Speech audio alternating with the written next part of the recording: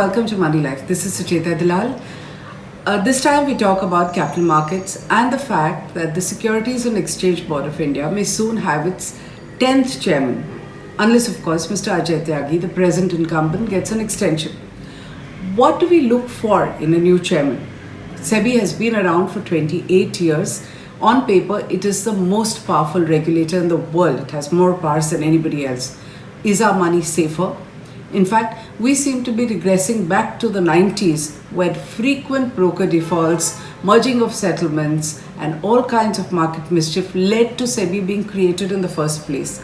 But since 2018, the last couple of years, we've had a series of failures. And this is something that we have been led to believe was behind us. It was part of the last century.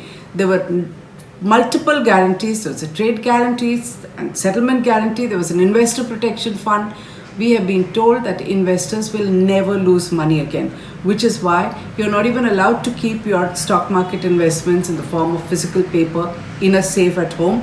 SEBI has said you have to compulsorily demat it and keep it in electronic form. Now, investors are finding that brokers are just misappropriating and diverting your funds, which means that your wealth is being decimated without you knowing it. And if you're lucky, sometimes you may have got an alert. Most of the time, even that is not happening. So, how do you judge a SEBI chairman? Remember, the preamble to the SEBI Act puts investor protection before market development and regulation. Has that been happening? Clearly not. Not if people are losing so much of money. We have endless development and red tape, but that is meaningless if the first requirement is not met. Now, if the SEBI chairman was accountable to Parliament and the public, if he had to make a presentation and present a report card, a televised one every year to the Joint Parliamentary Committee, which is headed by an opposition member, we would automatically have had a level of accountability and transparency. But that doesn't happen because most parliamentarians don't care. There are no tough questions asked to the market regulator. They don't understand capital markets. In fact, most of the members don't even have no interest. It's more of a junket when they go and do their mandatory meetings with exchanges and other intermediaries. This is the sad state of affairs. Now, what does SEBI do? SEBI has been growing continuously and obviously busy with the work. It's got an electronic complaint reporting system. So what happens when you report a complaint? Why is it that you are not able to get redress? And what impact does this have on the secondary market? I'm going to give you one example. The problems are not unknown. What I'm going to narrate has come from SEBI officers themselves. Problem is that people at the top, when they're not accountable to Parliament, are very busy. First, they're transitory birds. Many of them are there just for 3 years. They parachute into the organization absolutely at the top where they're issuing orders, and they do not know how the organization down the line even functions. In these 3 years terms, whether it's a contract or deputation, they're busy managing the finance ministry, because if you manage the finance ministry, you're more or less managing Parliament. You're appearing to be busy, so you're doing a lot of development work, setting up committees, addressing seminars set up by market intermediaries. That is again not supervision. So while the regulator appears busy, why is supervision not happening? Why are we regressing? So here's an example. This pertains to Ahmedabad. It's no reflection on Ahmedabad. This is happening all over SEBI. I'm talking about 2 orders which talk about 75 cases. So there were 75 cases on SEBI's online complaint system which were bunched together, and there were 2 separate orders passed in 2018 by an adjudicating officer in Ahmedabad. Just a tiny example. This must be multiplied hundreds of times. That tells you, when I describe to you, what is the size of the problem. So here's what happens. Investors complain about certain companies and file a complaint electronically on SEBI's score system. So what does the officer in charge do? He notes down the complaint and he writes to the companies. He has to write to the companies. He discovers that these companies have not even got registered on scores. To have a seamless electronic redressal process, companies have to first register themselves. This is mandatory. So discovery number one, that not all companies have even bothered to follow SEBI's basic rule.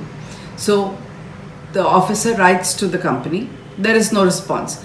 After waiting for an appropriate amount of time, the officer then issues a show cause notice, escalated it.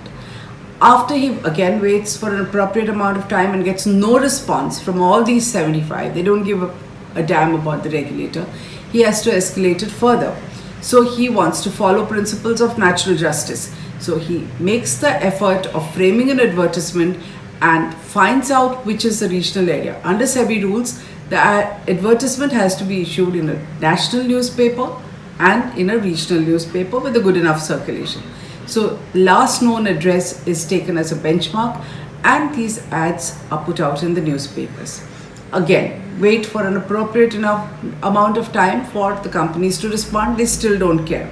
So at this stage, an adjudication officer is appointed. This man obviously sees that there are 35 complaints which are absolutely similar. After a while, he notices another 40 that look similar. So he decides to bunch them together because they're all identical and says, I will look at these complaints together. Now, he meticulously, what luck that the time is saved in 75 complaints handled only with 2 orders. They could have been done with 1. I don't know why it's 2. So what does he do? You want the complaint number? It is going to be put out here on the scroll below. What does he do? He meticulously documents the hard work that SEBI officers have done. And then comes to the punchline, which is what? These companies have been compulsorily delisted or suspended. Hello? So, there is more. It also turns out that these companies were listed on the regional exchanges at Jaipur, Chennai, Madhya Pradesh, Vadodara, and Delhi and Ahmedabad. They were officially granted an exit by SEBI, the exchanges themselves, between 2015 and 18. So, India had 23 exchanges. Ever since NSE became a kind of monopoly, they have been losing business, and very, very slowly over the past 2 decades, they have been exiting from the scene and we have less and less. Now, this is information that's known to SEBI, right? So think about the colossal waste of time, resources, money spent on advertisements in this tediously so slow process of tracking something which should have been done in an instant. Complaint is seen. What is this company? Delisted from the exchanges. End of story.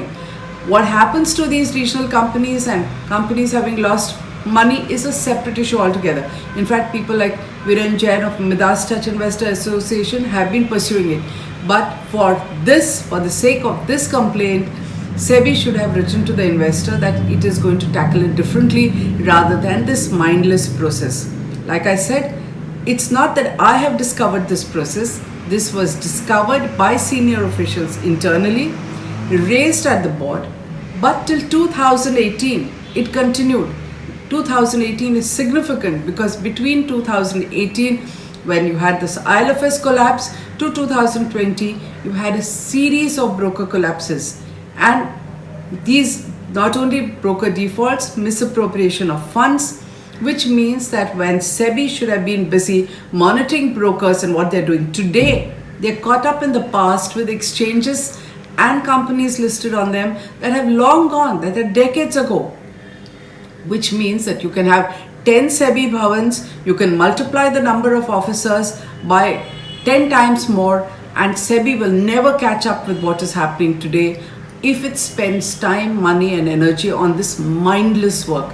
And remember, you and I are paying for it because SEBI and its officers are paid by money that they collect from intermediaries or from investors. We pay them fees. It is our money and it's not being used to keep us safe. Now, let's look at SEBI itself has talked to the Finance Ministry and admitted in the connection with the whistleblower letter, not relevant over here, about the number of brokers who have failed. So it says SEBI has discovered serious instances of misappropriation, misuse of huge amounts of client securities by stockbrokers such as Karvi, BMA Wealth Creators, Rise Securities, etc. And this was apparently discovered during inspections. People have complained, and there is obviously not enough manpower to be one jump ahead of what these people are doing. In fact, it reached a point where investors of BMA actually blocked the entrance to SEBI Bhavan in 2019 December to get the regulators' attention. Why did they need to do it? Let me come back to the point that when we moved to an electronic system, transparency, paperless trading, we were told that broker defaults and misappropriation was a matter of the past. It's happening over and over again. We were told this is an investor protection fund from which we will get money.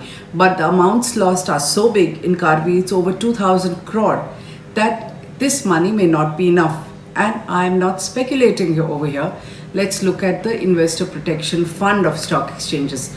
These are trusts, which means they don't pay tax, they have to be transparent. There is nothing on, at least on the NSE website. In fact, even getting the amount of money that's available in the fund was a big exercise. So what do I discover? NSE, near monopoly, has only 549 crore in its investor protection fund. We don't know why. This is as of December 2019. The BSE, in comparison, which accounts for 10% of trading, has 725 crore. By conservative estimates, NSE's investor protection fund should have been 15 to 20 times that of the BSE. Now, when investors lose money and a broker has been declared a defaulter, they get money from this fund with a cap of 25 lakhs. Will this be enough for all the broker defaults? Moneylife has been writing about it. You need to go to our web portal to look at it. The number of broker defaults that we have written about in our articles include Amrapali, Adya Trading, Casa Finvest, Unicorn, Vasanthi Securities, Royal International, Click to Trade, Allied Financial Services, Fiscal Securities, Fair Wealth. And of course now the bigger one, Karvi, which has not been declared a defaulter. In fact, we've been chasing that because Karvi has been promising the regulator that the money will come in. They said February 1st, it's now 1st of August. There is no money as yet. Why is there no transparency? What happens to investors' money? What happens to public confidence if this goes on? Why is the regulator not accountable for these losses? Can this go on? Why is there no demand that all this information should be in the public domain? Yes, things are reaching worrying levels. People who are losing money are small investors. When we appoint the next SEBI chairman, let's focus on this, because you don't want happening in the capital market what has been happening in the banking sector. So let's wake up today. Thank you.